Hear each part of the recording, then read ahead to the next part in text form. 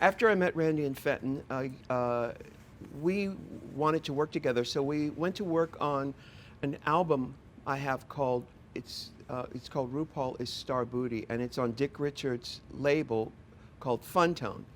And so they produced this album for me, and I went out and promoted it. And then I continued on in the club world, and living in New York.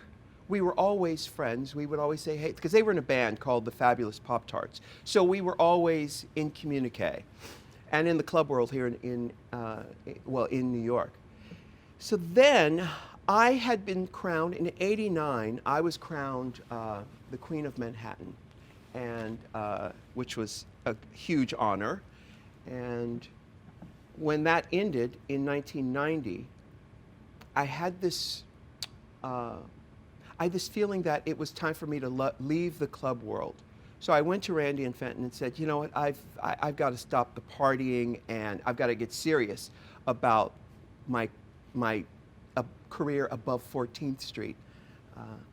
What prompted that was some other kids in the neighborhood had sort of jumped ahead in line of stardom. While I was partying, these other kids had jumped ahead in line and had become world famous. Delight had a huge hit with Grooves in the Heart. And I thought, wait, no, you guys started after me. And anyway, I went to Randy and Fenton and said, I'm serious, I want to stop doing clubs. They said, okay, well, we're about to start this television production company. We will manage you. Great. So the plan was for me to work with this friend of mine on a demo tape and send these songs to record companies. We did that. Tommy Boy called and said, we want to party. And then I went to work. I got an advance for the album, which allowed me to live on that and also produce the album. And that was how it started. And Supermodel became a hit.